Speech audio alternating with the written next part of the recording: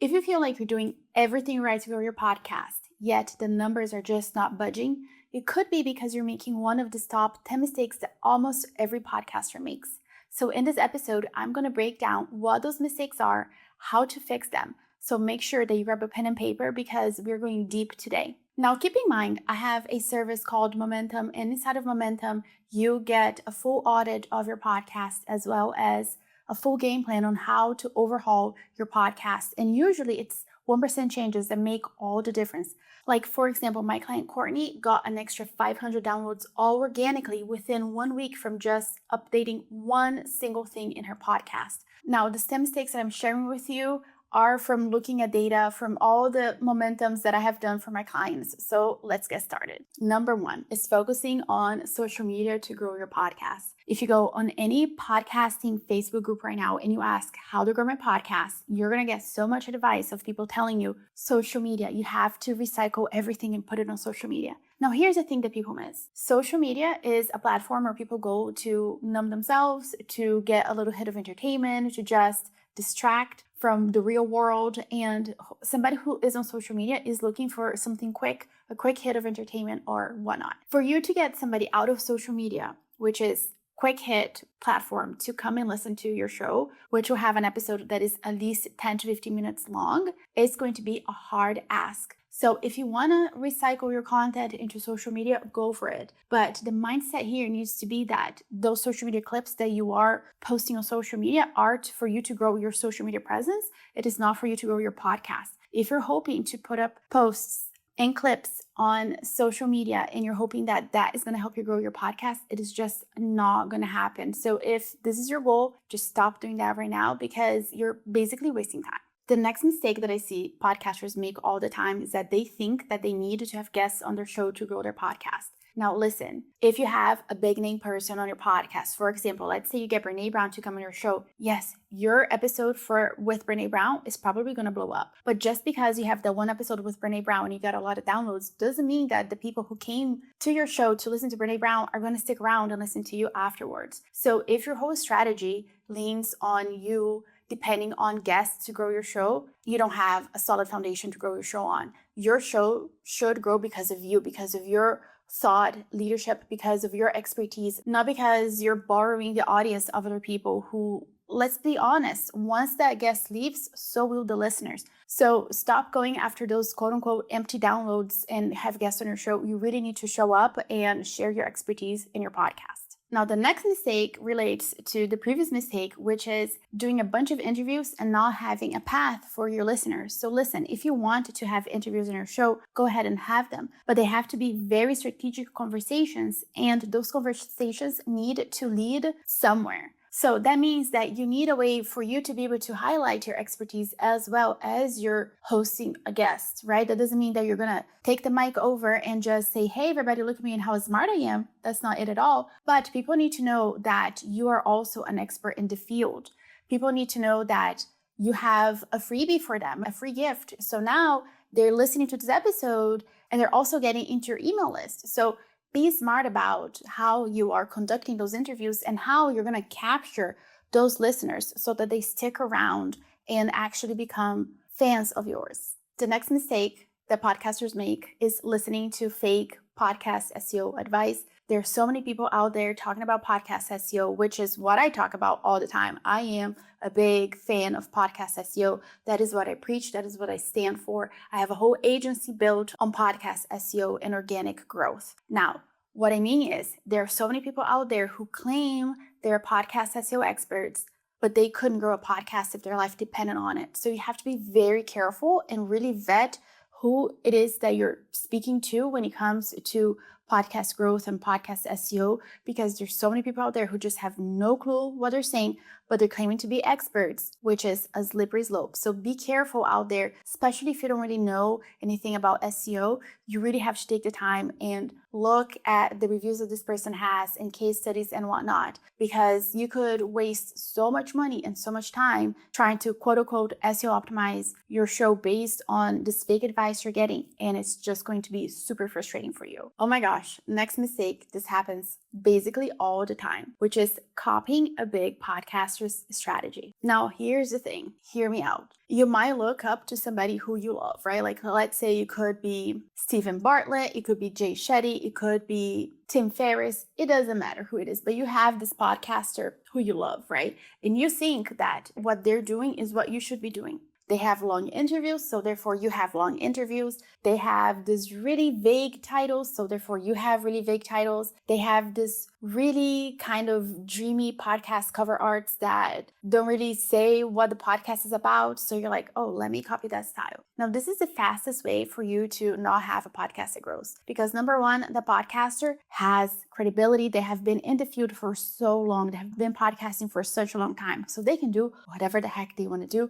And their show is going to be very popular. Next thing is that they have really long episodes because they have ads on their show, and it is very lucrative for them to have more ad spots in their show, and they can have more ad spots if they have a longer episode. So if you have this whole strategy behind, I'm going to have an episode that is an hour and a half long or 2 or 3 hours long, thinking that that's what you should do because that's what big podcasters do, well, take a look at your retention data inside of Apple Analytics, because you might just be surprised that people are not listening to not even like 10% of those really long episodes. So ditch that strategy right now because it doesn't work. The next thing is that those big podcasters, not all of them, but many of them are charging for those interviews. So the guest is actually paying a lot of money to be a guest on that show, which means that to give a higher perceived value, those interviews need to be longer because, again, those people are paying thousands of dollars to be a guest on that show. So again, this is why you should not copy anybody else's strategy because it simply doesn't work, and you for sure should not copy celebrity podcaster strategies because honestly, it's going to fail miserably. The next mistake that most podcasters make is that their episodes don't lead the listener into making a decision, which means they're just not telling them what the next step should be, which that could be get on my email list, get inside of my Facebook group, come join my program, whatever the case may be. The listener is just left wondering, or honestly, they're not even wondering, they're just not taking any action. So you could have this really amazing podcast episode that leaves your person inspired and fired up, and they're going to take action. But if you don't tell them to come take action with you, they're going to go take action with someone else. So you need to give people a next step. And the next step needs to be with you, whatever they may be. So don't be afraid to tell them what to do next in your show so that they actually stick around and become loyal fans and work with you. The next mistake the podcasters make is getting frustrated that they're just not getting feedback on their episodes from their fans. And that leads them to just get really mad and stop podcasting and just shut it all down. Now, here's the thing. Due to the nature of how the platform works,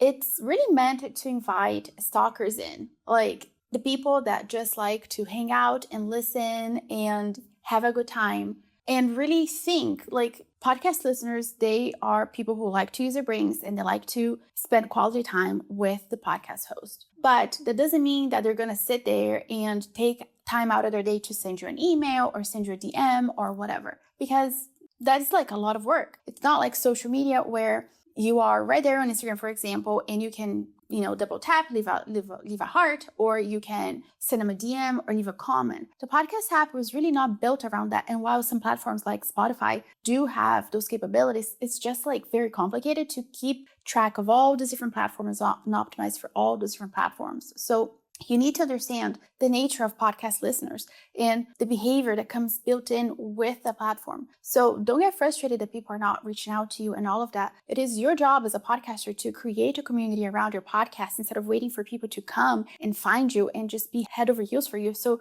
create a community for them. Build a really amazing email that makes people want to be on that email. Bring them to a Facebook group or a group of some sort, or ask them to come follow you on Instagram. But you need to be able to create that community for your people instead of just waiting for them to come and be crazy for you and just sign up for everything that you do just because you feel like that's how it should happen. The next mistake that most podcasters make is that they don't have a deliberate listener journey for their listeners, meaning they record episodes out of their feelings, out of vibes. They're not really thinking strategically about which episode should come out. And that is a huge mistake, because if you're not leading your person from point A to point Z and you don't have a path for them, you're going to be wasting time. So you really need to stop and think, okay, what do I want my person to do? Am I launching something? Is there anything that is coming up? Am I launching a book? Am I launching a service, a program, or whatever? And you need to think about that. In your podcast needs to fit into that. There needs to be a clear listener journey so that your podcast is successful and there is a reason for you to actually be podcasting. Which brings me to the next mistake that most podcasters make. They podcast without a clear plan. They podcast for the sake of podcasting because they think that's what they should be doing, but they don't integrate their podcast into the bigger marketing vision that they have. So they could be killing it on Instagram, and on Instagram you have this whole strategy behind Instagram, but when it comes to podcasts, you don't know how to integrate it all.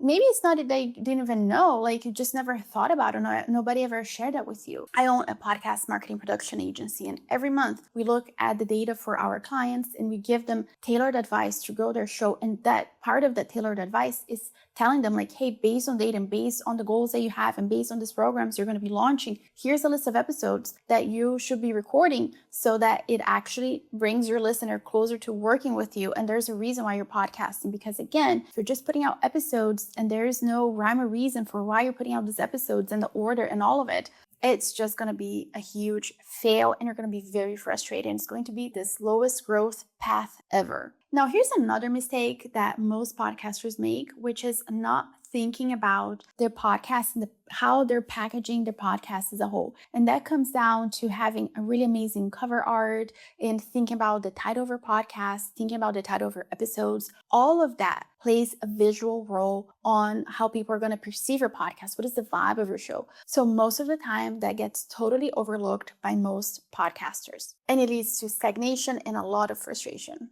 Now, your homework is for you to audit your own show, for you to go through this episode however many times you need and just be very data-driven. Detach your emotions from your podcast and take a look piece by piece. Am I making any of these mistakes? You just have to be really honest with yourself. And if you feel like you need help auditing your podcast, then come work with me inside of Momentum. I will leave all the information for you down below. I recently had a client who was getting 600 downloads per week, go to 1,800 downloads per week after she worked with me. So if you're doubting that you can audit your podcast yourself, then I'm your girl. Now, in the next episode, we are talking about monetization and how you could be monetizing your podcast right now, even with very few downloads. So make sure you're subscribed so you don't miss that episode when it comes out.